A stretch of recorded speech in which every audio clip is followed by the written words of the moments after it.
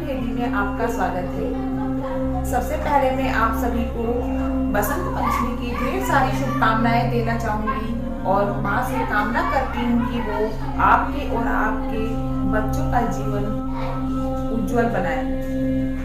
आज मैं इस वीडियो में आप लोग और माँ को खुश करने के वो कौन कौन से उपाय हैं जिनसे माँ की कृपा हम पे बनी रहती है।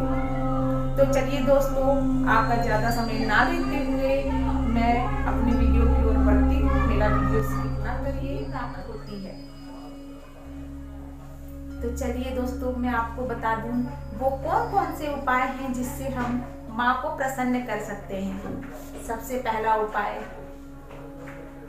ये कहा जाता है कि हमारी हथेलियों में माँ सरस्वती का वास होता है, इसलिए इस दिन सुबह उठते ही अपनी आंखें जब आप खोलें तो अपने हथेलियों का दर्शन करें और ऐसा करने से ये कहा जाता है कि हमें माँ सरस्वती के दर्शन फलस्वरूप फल प्राप्त होता है।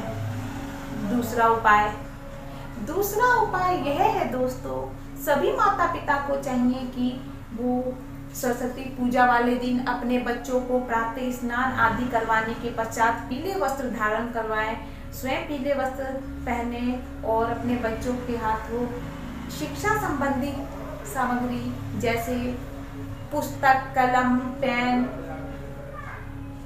पेंसिल, रबड़ जो भी वो प्रयोग में लाते हैं वो अधिक से अधिक दान करवाएं। और मैं उनसे ये भी कहना चाहूँगी कि उनके बच्चों के पूरे साल में जितनी जरूरत होती है इन सामग्री की वो एक साथ खरीद कर, हो सके तो वो एक साथ खरीद कर माँ को अर्पित करें और उन्हीं सामान को वो पूरे साल प्रयोग में लाएं। तो ऐसा कहा जाता है कि उस पे माँ का आशीर्वाद बना रहता है, वो बच्चा हमेशा सफल रहता है और माँ का आशीर्वाद उसके साथ रहता है। तीसरा उपाय यह है, जो बच्चा पढ़ाई में मन नहीं लगाता यानी उसका मन एकाग्र नहीं होता, तो उसके लिए कौन से ऐसे उपाय हैं।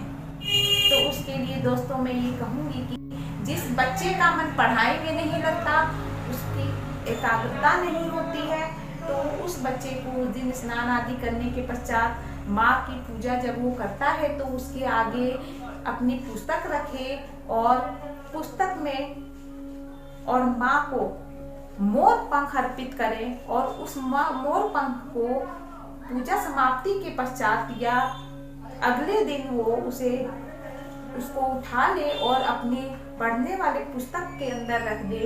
तो कहा जाता है कि इससे उसका मन पढ़ाई में लगने लग जाता है और उसका मन एकाग्र हो जाता है।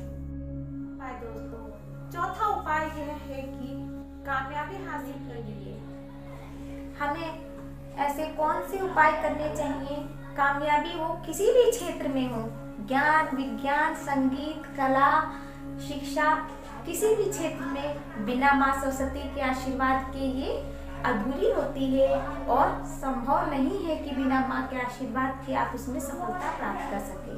इसलिए विद्या प्राप्ति के लिए छात्रों को मैं एक मंत्र बताती हूँ, ओम ऐं सरस्वतये नमः। इस मंत्र का हल्दी माला से वो जाप करें तो उन्हें अपने परीक्षा में, विद्या में सफलता मिलती है और ये कहा जाता है जिससे उन्हें अपने जीवन में सफलता मिलती है।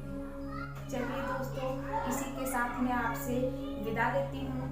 मुझे नीचे दिए हुए कमेंट बॉक्स में कमेंट करिए, लाइक करिए, सब्सक्राइब करिए।